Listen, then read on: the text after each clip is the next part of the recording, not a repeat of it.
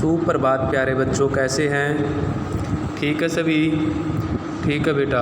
आज हम कक्षा 9वीं में पाठ नंबर 6 नाना साहब की पुत्री देवी मैना को भस्म कर दिया गया पाठ का अध्ययन करेंगे। इस पाठ की लेखिका चपला देवी जी हैं। चपला देवी एक स्वतंत्र लेखिका हैं। उन्होंने नाना साहब की पुत्री देवी मैना को भस्म कर दिया गया प्रस्तुत पाठ में बताया है कि किस तरह अंग्रेज़ों ने भारतीयों पर अत्याचार किया है। इस पाठ में लेखिका बताती है कि मातृभूमि की स्वतंत्रता तथा उनकी रक्षा के लिए बलिदान देने वालों का जीवन हमारे लिए सम्मान की बात है। 1857 ईस्वी के विद्रोह के नेता धुंधु पंत नाना साहब कानपुर से भागते समय अपनी पुत्री मैना को साथ नहीं ले जा सके। उस समय देवी मैना बिठूर में अपने पिता के महल में ही रह गई थी। तो अंग्रेज़ों ने क्या किया, उसे पकड़ लिया। ठीक है, वह एक सेनापति है एक अंग्रेज़ों का, उसको बताती है कि मैं आपकी पुत्री है जो मेरी, यानी कि वो अंग्रेज़ अधिकारी है, उसकी पुत्री है मेरी, और मैना बचपन में सहेली रही है और अक्सर उनके घर आया जाया करती थी।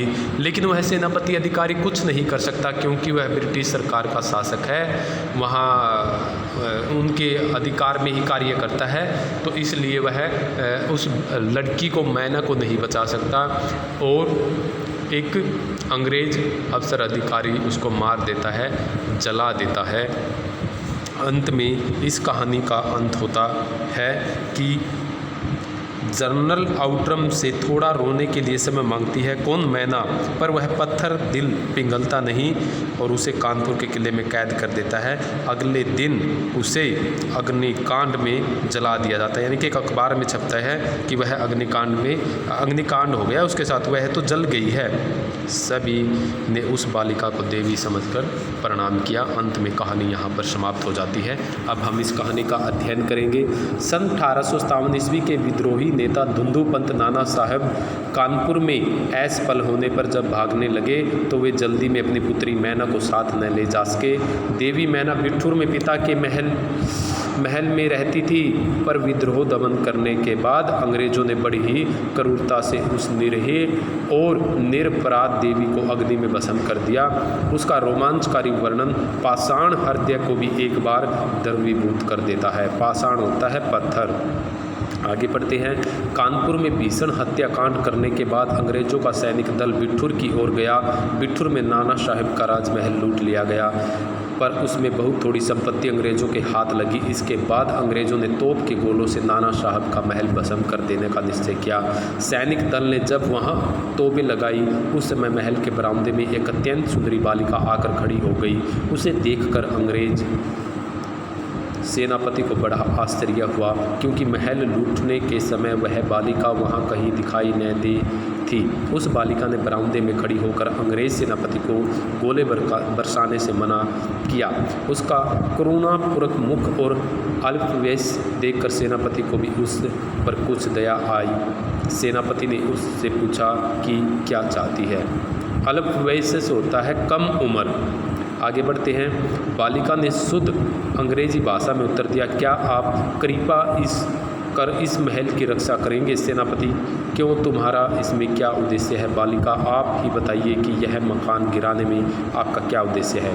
सेनापति, यह मकान विद्रोहियों के नेता नाना साहब का वास स्थान था।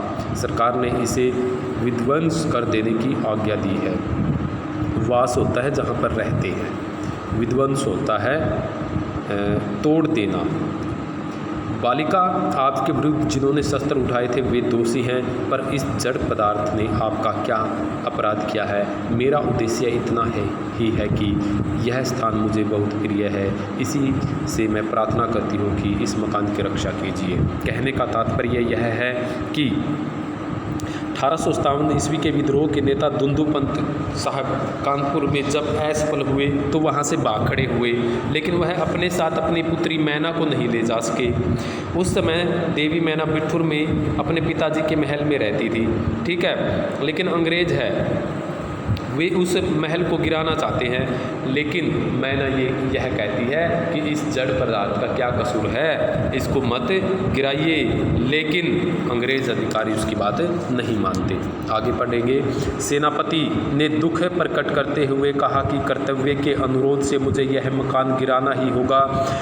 इस पर उस बालिका ने अपना परिचय बताते हुए कहा कि मैं जानती हूँ कि आप जनरल हैं, आपकी प्यारी कन्या मेरी, मैं और मुझ में बहुत प्रेम संबंध था। कई वर्ष पूर्व मेरे पास बराबर आती थी और मुझे हृदय से चाहती थी। उस समय आप भी हमारे यहाँ आते थे और मुझे अपनी पुत्री के ही समान प्यार करते थे। मालूम होता है कि आप वे सब बातें भूल गए हैं। मेरी की मृत्यु से मैं बहुत दुखी थी।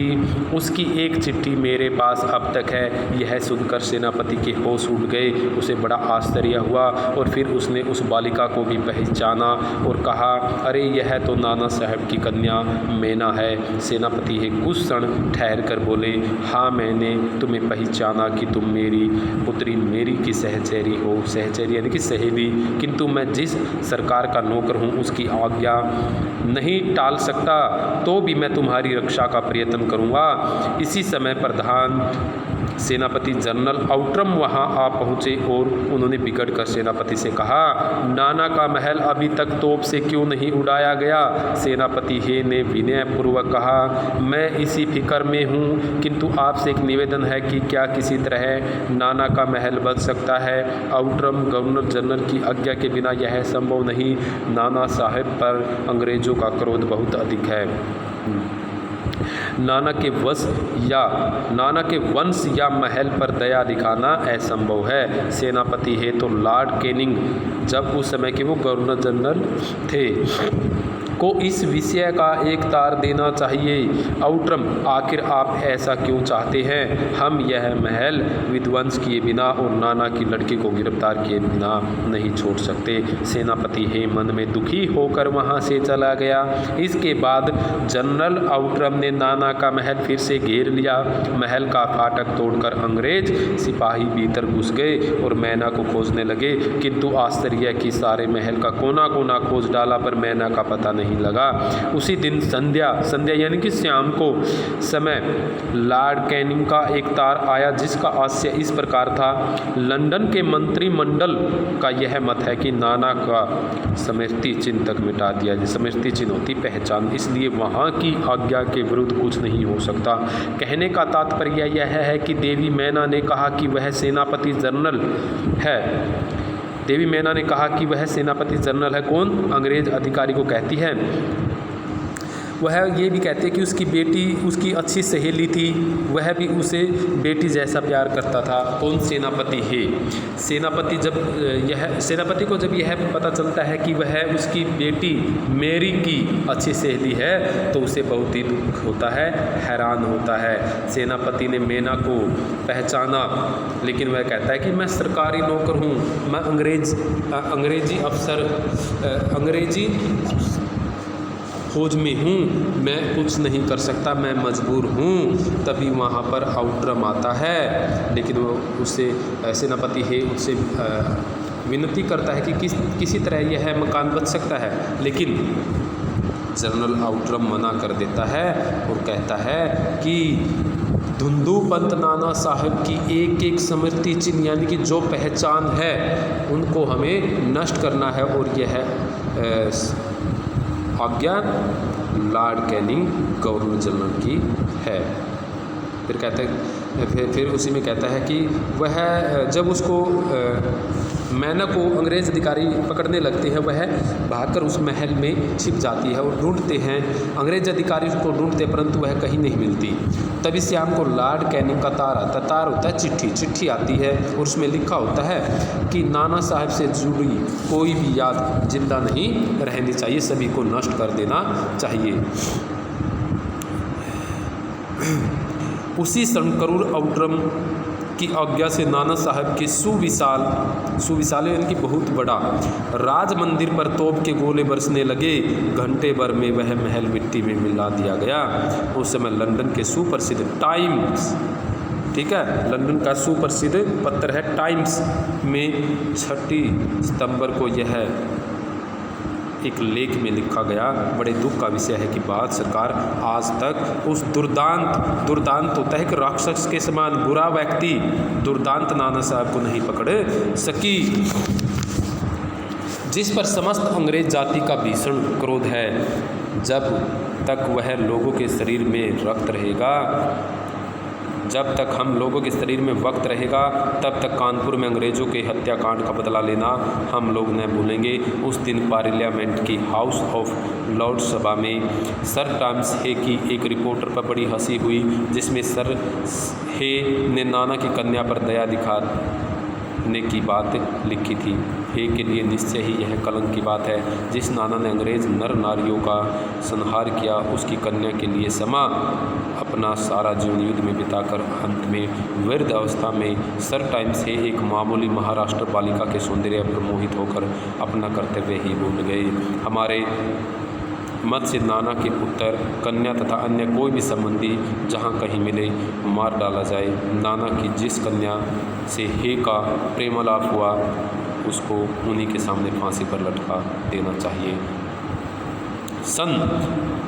लेकिन ये बता दूं कि जनरल हे उस पुत्री पर, नाना साहब की पुत्री पर मैना पर दया भावना दिखाता है, ठीक है। लेकिन क्या होता है, उल्टा उसी पर बात आ जाती है कि तुम उसकी तरफ आकर्षित हो गए हो, इसलिए तुम उस लड़की को बचाना चाहते हो। लेकिन अंग्रेज कहते हैं कि नहीं, नाना साहब के एक एक स्मृति चिन्ह है, जो भी उसका अंश है उन सभी को मार डाला जाना चाहिए, और जो लड़की है वह सेनापति हे के सामने फांसी पर लटका देनी चाहिए।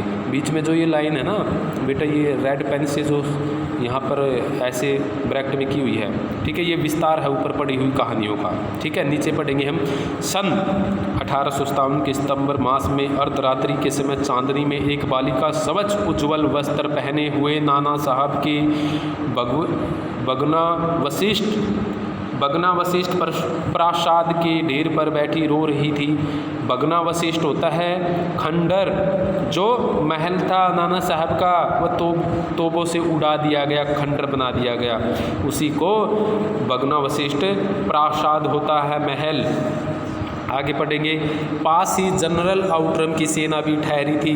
कुछ सैनिक रात्रि के समय रोने की आवाज़ सुनकर वहां गए। बालिका केवल रो रही थी, सैनिकों के प्रश्न का कोई उत्तर नहीं देती थी। इसके बाद कराल रूपधारी जनरल आउटरम भी वहां पहुंच गया। वह उसे तुरंत पहचान कर बोला, ओहो, यह नाना की लड़की मैना है। पर वह बालिका किसी और न देखती थी और न अपने चारों ओर सैनिकों को देखकर जरा भी डरी। जनरल आउटरम ने आगे बढ़कर कहा, अंग्रेज सरकार की आज्ञा से मैंने तुम्हें गिरफ्तार किया। मैंने उसके मुंह की ओर देखा। आर्त स्वर में बोली। कौन बोली? आर्त होता है धीमी आवाज़ में बोली। कौन? मैना। मुझे कुछ समय दीजिए जिसमें मैं यहाँ जी भर कर रो लूँ। कहाँ पर? उस खंडर महल पर पाषाण होता है पत्थर के समान, पर पाषाण हृदय वाले जनरल ने उसकी अंतिम इच्छा भी पूरी होने न दी। उसी समय मैना के हाथ में हथकड़ी पड़ी और वह कानपुर के किले में लाकर कैद कर दी गई। उस समय महाराष्ट्रीय इतिहासवेता महादेव चिटनविस के बाखर पत्र में छपा था, कल कानपुर के किले में एक भीषण हत्याकांड हो गया। नाना साहब की एकमात्र कन्या मैना ददकती हुई आग में जलाकर भस्म कर दी गई। भीषण अग्नि में शांत और सरल मूर्ति उस अनुपमा बालिका को जलती देख सबने उसे देवी समझकर प्रणाम किया। कहने का तात्पर्य यह है कि आधी रात को नाना साहब की बेटी अपने महल के ढेर पर बैठी रो रही थी। सैनिक उसकी आवाज़ सुनकर आते हैं और रोने का कारण पूछते हैं, पर वह जवाब नहीं देती। उसी समय जनरल आउटरम वहाँ पर आता है और मैना को पहचान लेता है और उसे बंदी बना लेता है। लेकिन मैना जनरल आउट्रम से रोने के लिए थोड़ा समय मांगती है, लेकिन जनरल आउट्रम, उसका दिल तो पत्थर के समान है, वह उसको रोने के लिए थोड़ा समय भी नहीं देता और उसे पकड़कर कैद कर लेता है और कानपुर के किले में बंद कर देता है।